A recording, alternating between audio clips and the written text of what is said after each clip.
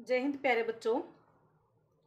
आज हम करने जा रहे हैं पाठ नंबर 2 बाल गोविंद भगत। बाल गोविंद भगत रेखा चित्र के लेखक राम वृक्ष बेनीपुरी हैं।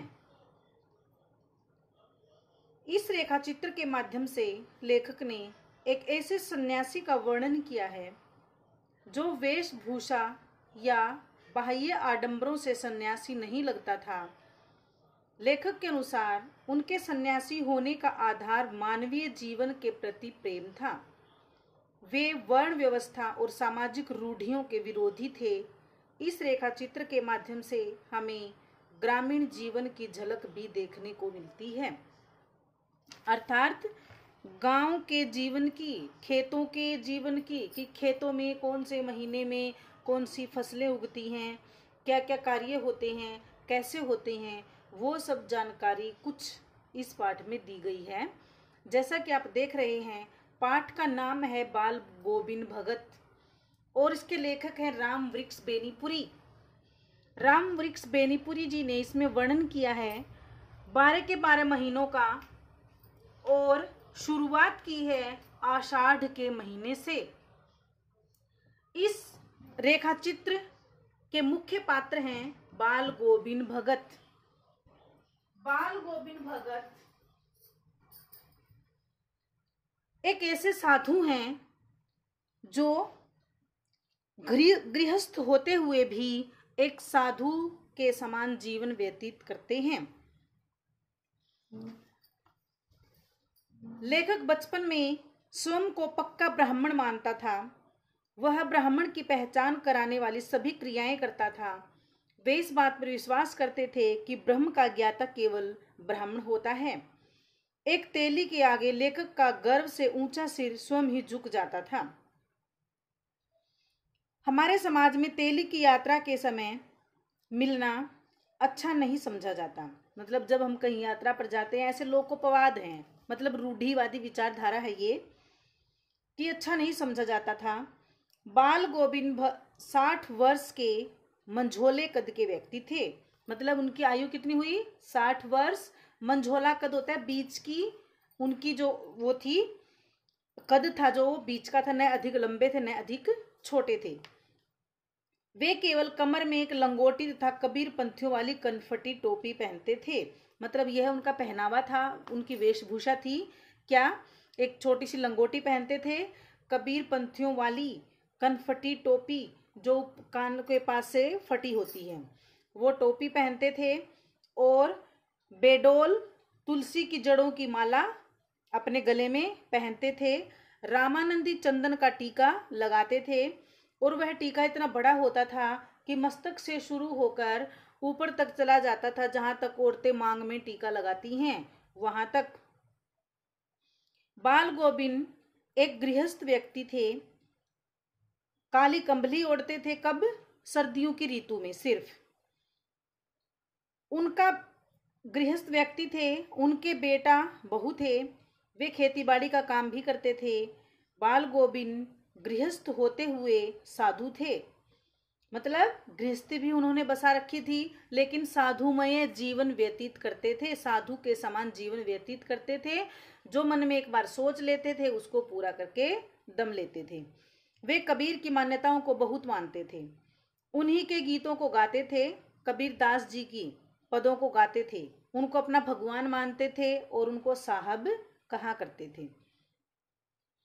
कबीर की मान्यताओं के अनुसार वे न कभी झूठ बोलते थे, न किसी की चीज को हाथ लगाते थे और न ही बिना पूछे व्यवहार में लाते थे।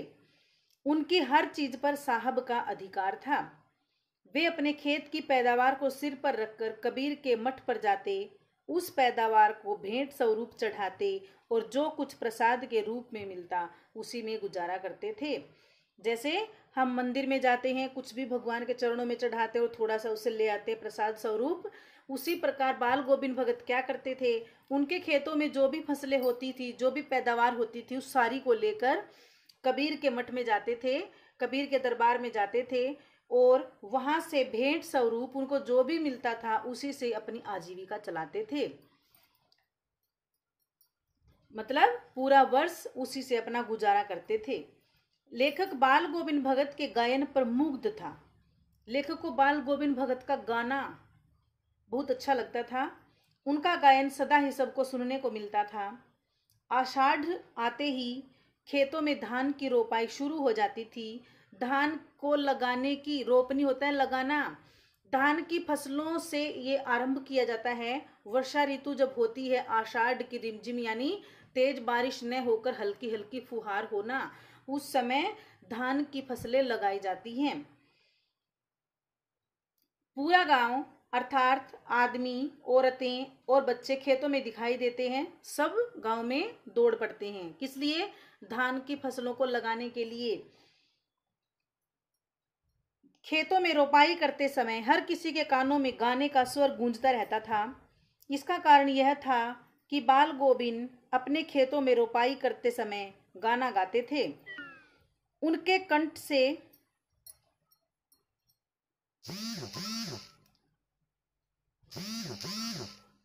निकले एक एक शब्द ऐसे लगते थे जैसे कुछ ऊपर स्वर्ग में जा रहे हैं और कुछ पृथ्वी को की मिट्टी पर खड़े लोगों के कानों में जा रहे हैं। उनके संगीत से सारा वातावरण संगीतमय हो जाता था।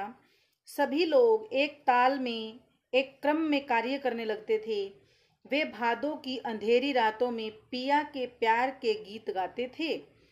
मतलब उनके गीत इतने मुग्ध करने वाले होते थे कि एक बार उनमें उतार होता था और एक बार चढ़ाव होता था। मतलब एक बार आवाज ऐसे लगती थी ऊपर की ओर जा रही है और एक बार लगता था नीचे की ओर जा रही है।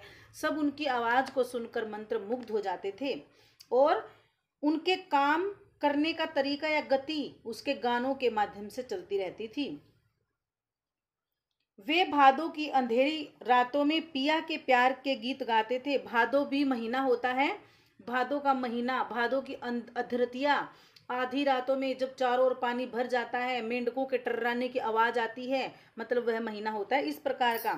तो वह उस समय अपने प्रेमी के, अपने भगवान से संबंधित गीत गाते थे और अपने प्रियतम से संबंधित गीत भी वो गाते थे।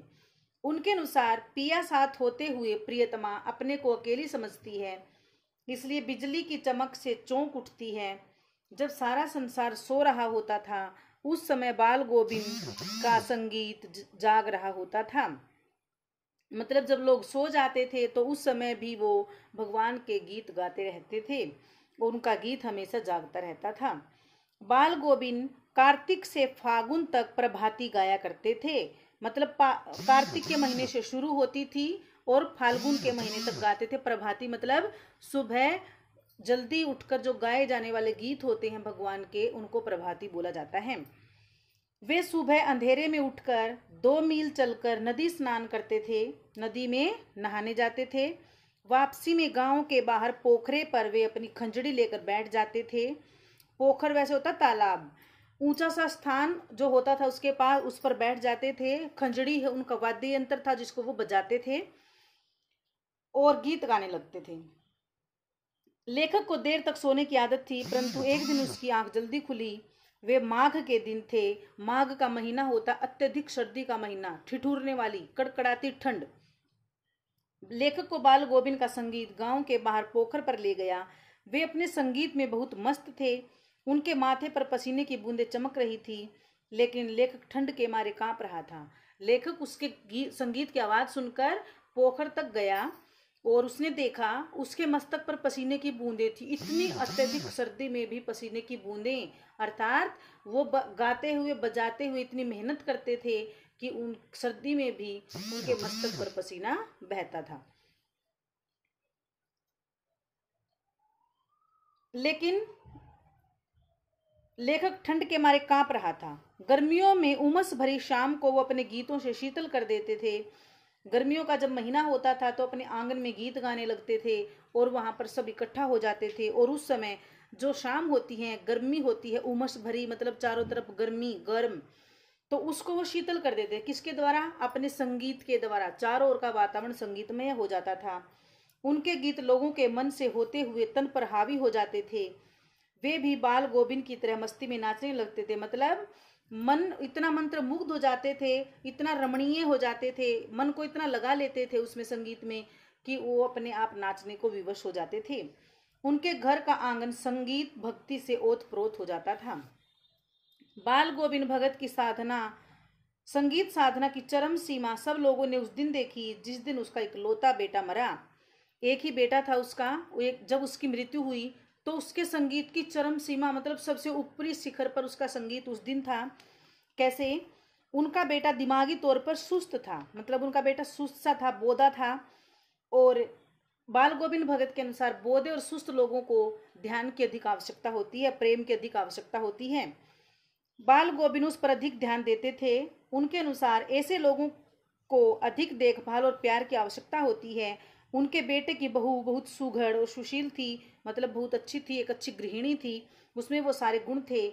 और बाल गोविंद भगत ने आते ही उसको सारा घर सौंप दिया था और वो निश्चिंत हो गए थे।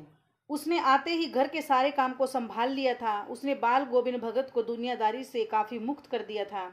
जिस दिन बाल गोविंद का लड़का मरा, सारा गांव उसके घर इकट्ठा हो गया। बाल गोविंद को देखकर सभी लोग हैरान थे।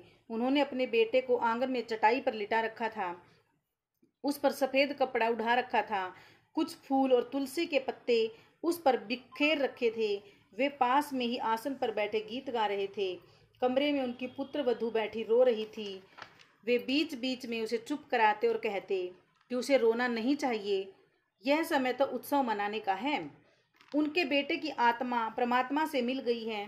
वो कहते थे, इंसान जब मरता है तो आत्मा निकल कर जाती है और आत्मा का परमात्मा से मिलन हो जाता है।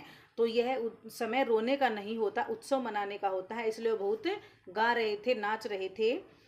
आज प्रियतमा का अपने पिया से मिलन हो गया है, यह तो आनंद की बात है। लेखक को लग रहा था कि वे पागल हो गए हैं। उन्होंने अपने बेटे का क्रियाक्रम अपने बेटे की बहू से करवाया था। मतलब रूढ़िवादी विचारधारा, सामाजिक परंपराएं जो हमारी होती हैं कि औरतें दाह संस्कार के समय नहीं जा सकती, वो नहीं कर सकती, लेकिन उसने वह सब कार्य अपनी बहू से ही करवाया। तो सामाजिक परंपराओं के भी विरोधी थे। श्राद्ध की अवधि पूरी होने पर उन्होंने बहू को उसके घर भेज दिया। उन्होंने उसके घर वालों से उसकी दूसरी शादी करवाने का आदेश दिया था। बहू ने उनकी बात मानने से इनकार कर दिया। वह उनके पास रहकर उनकी सेवा करना चाहती थी। उसे इस बात की बहुत चिंता थी कि बुढ़ापे में उनका ध्यान कौन रखेगा। लेकिन बाल गोविंद भगत अपने कारण बहू का जीवन खराब नहीं करना चाहते थे और वे जवानी में संन्यास लेने के विरुद्ध थे। इसलिए उन्होंने उसे घर पर छोड़ने की धमकी दी। यदि वह अपने पिता के घर नहीं गई तो वे घर छोड़कर चले जाएंगे, ऐसा उन्होंने कहा। उनकी यह बात सुनकर बहू अपने घर चली गई।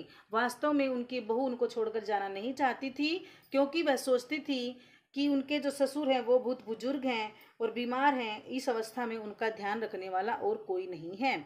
लेकिन अपने ससुर का आदेश मानकर आखिर में उसको जाना पड़ा। बाल गोविंद भगत के स्वभाव के अनुरूप ही उनकी मृत्यु हुई। जैसा वो चाहते थे ऐसी उनकी मृत्यु हुई। वे प्रत्येक वर्ष, यह कौन सा समास हो गया? अव्ययी भाव समास। प्रत्येक वर्ष, हर वर्ष पैदल ही गंगा स्नान के लिए जाते थे। गंगा के स्नान के लिए, गंगा स्नान के बहाने वे संतों से मिलते थे। गंगा उनके गांव से 30 कोस दूर थी।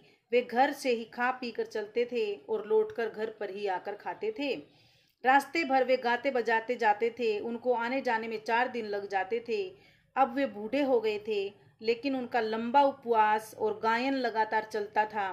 इस बार वे गंगा स्नान से लौटकर आए तो उनकी तबीयत खराब थी। बुखार में भी नियम व्रत नहीं तोड़े। लोगों ने उन्हें सब कुछ छोड़कर आराम करने के लिए कहा, परंतु सबका कहना वे हंसकर टाल देते थे। एक दिन उन्होंने संध्या को गीत गाए, लेकिन रात को जीवन की माला का धागा टूट गया था।